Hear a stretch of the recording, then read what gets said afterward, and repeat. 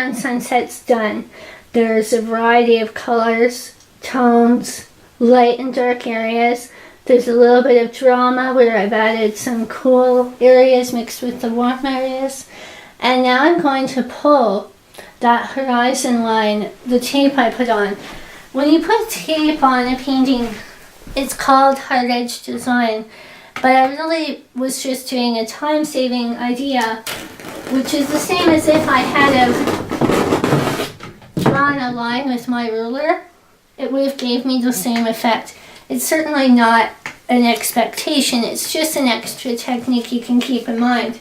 Because as you can see, when you look at it, this is perfectly straight and a clean line right where I want it to. This part here is going to be a rock and ink, if you can recall what from the original idea I had in mind of doing a tree in the background. But this has to dry before we can proceed with that India ink.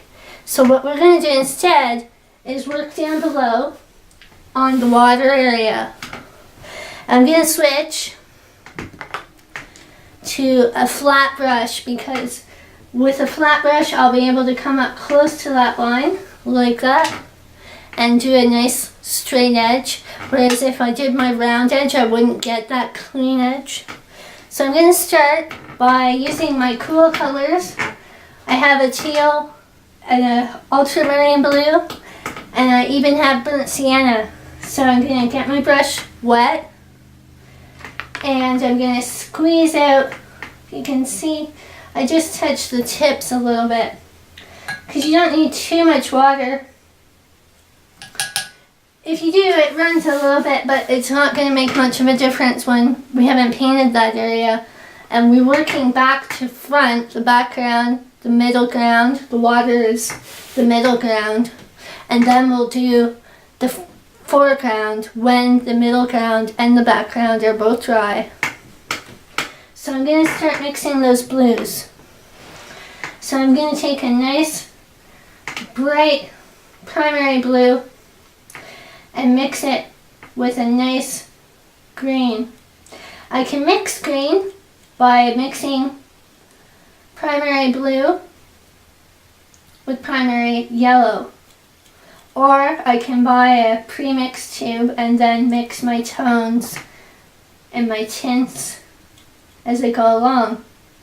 Now, just as if I were painting sky or water, it's all going to change. It's going to be different shades and tints in different areas. So if you start at the background, it's going to probably be a little bit darker, and then we'll lighten it as we come forward. So we're blocking in the color. Remember where your rider is. You're going to look for your subject, what you've blocked in for your subject. Mine is the rider, but yours is whatever you've decided to do, and that could have been, you know, a cat or a dog howling at the moon. It could be whatever you desire. So just take where your pencil line is and take the flat tip of the brush, bring it up to that edge so that you're making a nice clean line. Cover in every area that is required from your pencil mark that's original. And then you're going to come in this way and meet your horizon line. Steady hand.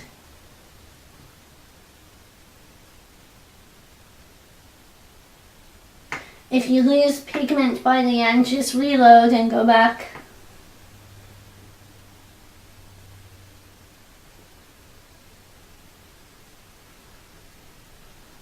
Block in the color.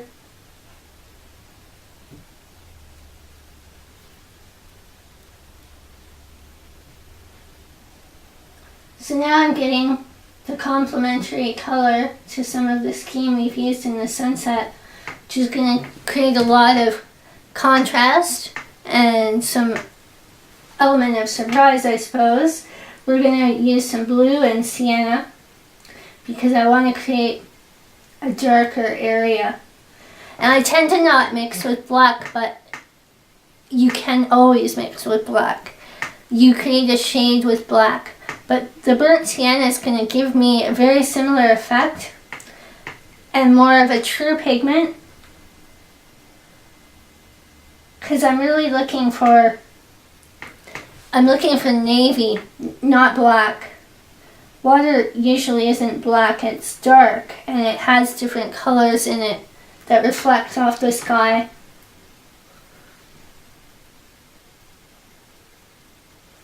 So I'm going to bring that color in, and just like I did with the sunset, I'm going to create areas of interest by creating different tones of blue. Block in as you go along and blend. Blend by pulling the pigment that you've already laid down into the second tone you've brought up to the canvas. And make sure that background is a nice clean line. And we're going to mix it, blend it into the wet paint just above it.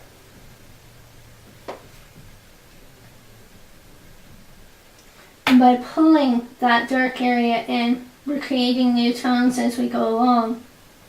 I can even go back up here and I can blend it together, which is going to bring some of the color I've used up here down below. Because that's what we're really looking to do.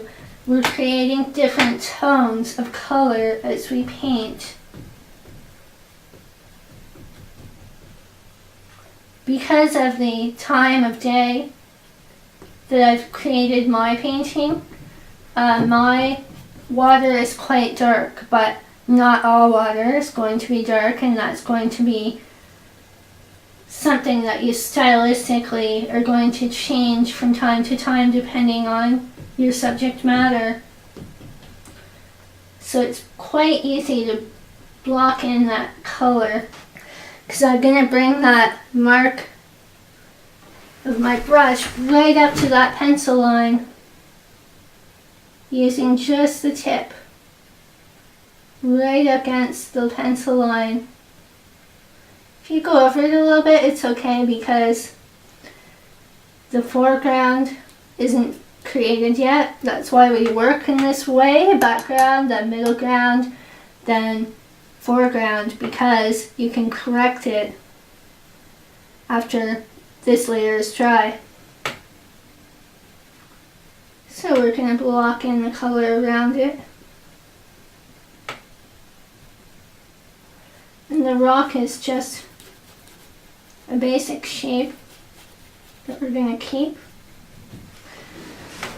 And we're going to bring in some more shades of blue. So mix them on your palette first, and then bring it up to your canvas and pull in some of that wet blue to blend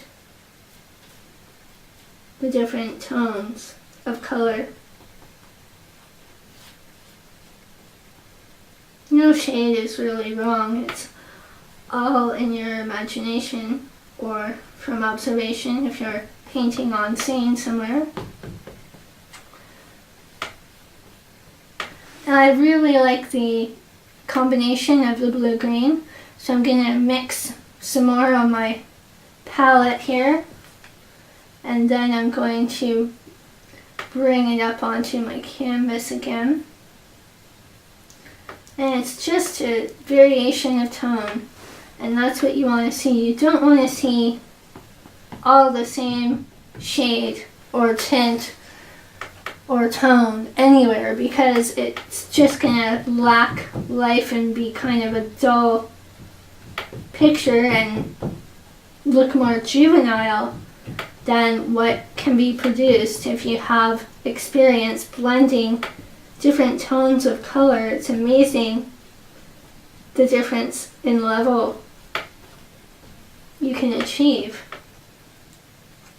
just by pushing your brush back and forth and pulling the color around. In water, you often see some white marks. So you can create foam by creating some white areas. In this case, I've just done a pale blue, and even in that you can see that by pulling it on top of the top layer of that wet paint, it's creating almost a motioned water rippling effect. And you could go back in and put dark bands of color beneath to give it more of a dramatic flair, but for the purpose of this painting, there's so much going on. I'm just going to get in here a little bit on this side so that I can reach across the canvas without smearing the paint with my arm. You may have to change your position as you're painting.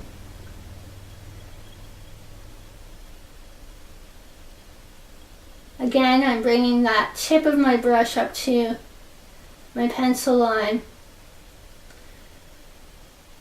And then I'm pulling that line that I had to do vertically back into a horizontal motion because I don't want it to stay as a vertical line. So as I block and blend the color, I'm pulling some of that pigment back into the middle ground.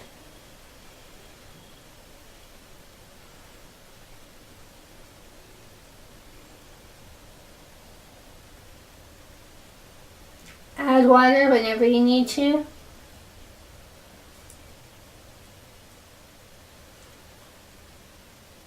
When might you need to? You'll just get experience. You'll get a feel for it. If the paint is getting too thick on your brush, too opaque, you may need water. You may need water when you're changing tone or to a different color altogether.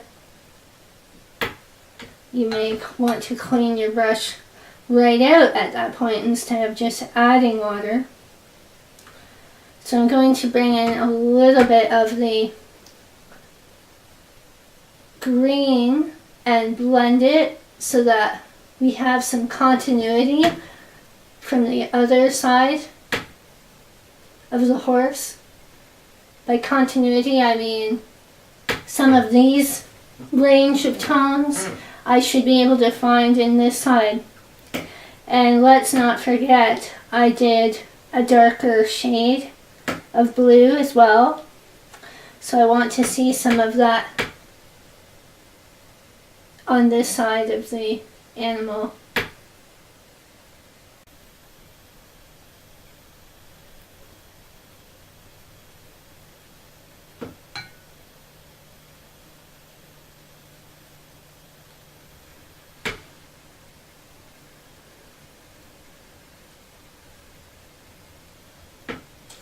And between my horse I have a space, so I'm just going to maintain that.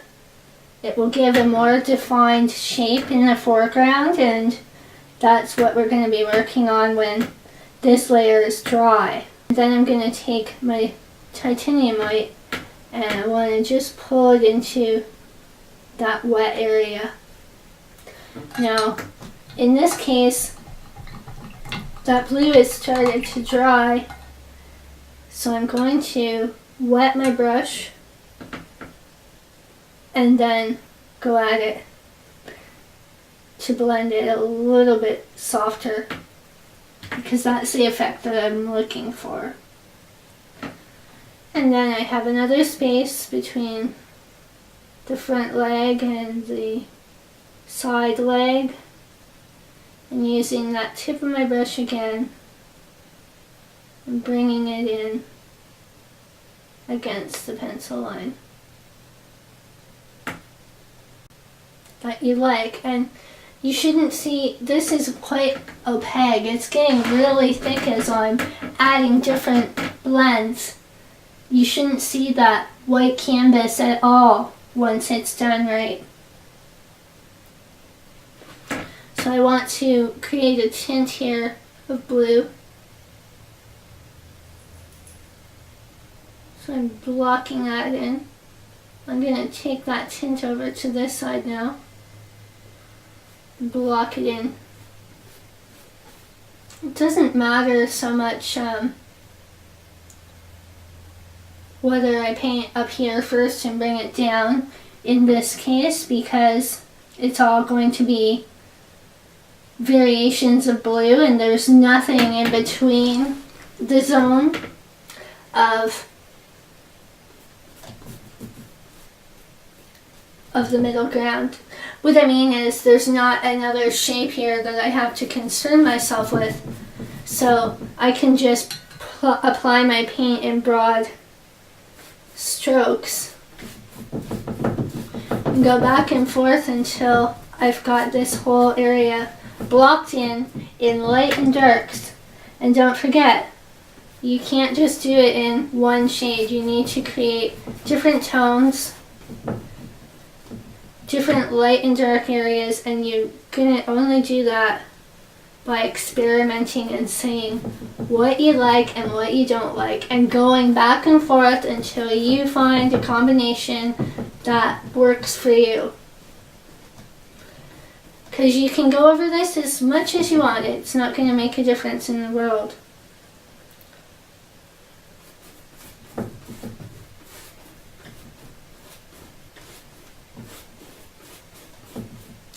So I'm blocking it in.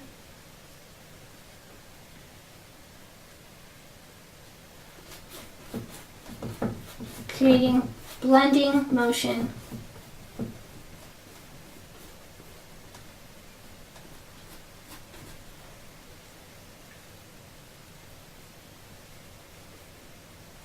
Now up here where I pulled that tape off, I've got to imagine that pencil line is there because the tape was in the way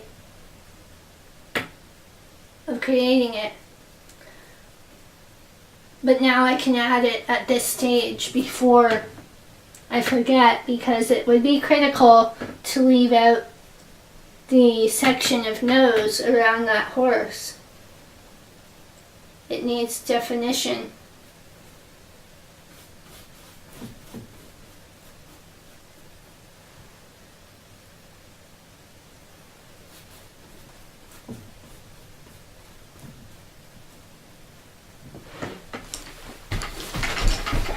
So I'm going to stand back and have a look at it from a distance, see what I want to adjust. That happens when I get into the spirit of painting, and it should happen to you. It cleans up easy enough, so don't let it worry you at all. So I'm just going back and forth with my wrist and my motion of the water to create the blend that I want.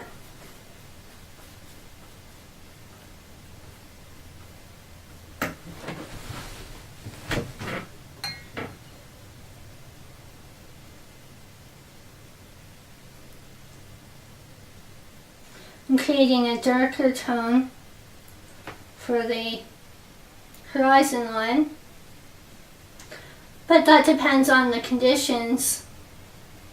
You might do it the opposite way if the conditions of the atmosphere were different that day.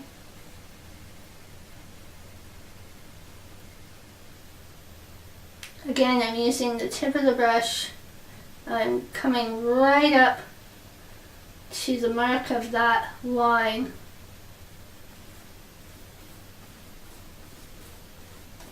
And then blending it down.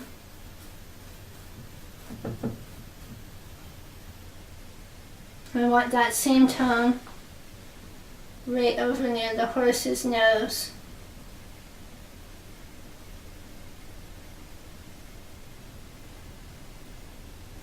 And you can overlap your horizon a little bit.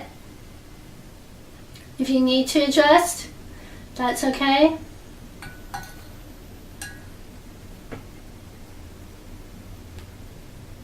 just make sure it's nice and straight.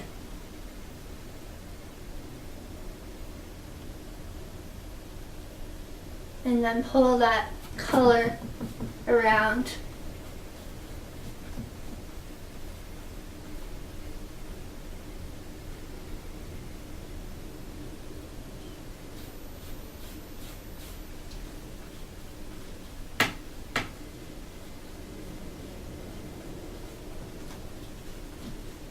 So I crisscross a lot of the time when I'm blending, and then I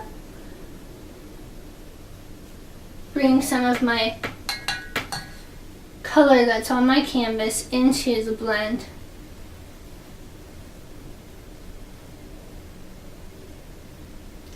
And if an area seems, not quite right, just take some pure color on top of it and knock it in. Because this is wet, it's going to blend really easily and change tones right in front of your eye. If you were doing a violent storm, your waves would be more this shape as you built them. But for the purpose of my water, I want mine more serene. I don't want the focus of mine to be waves at this point. Mine's really going to be about color and mood.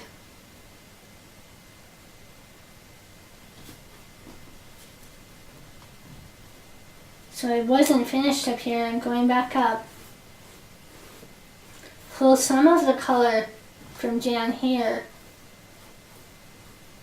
to up there, and some of the color from up there to down there, because once you have it on your brush it's easier to do that, and that will help blend the zones.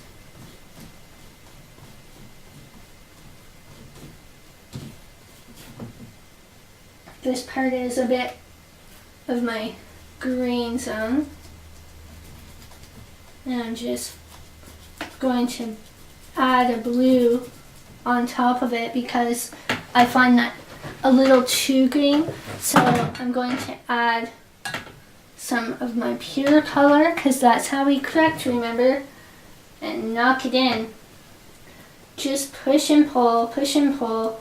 If all you think about is pushing and pulling as you're blending, you'll have no problem doing it.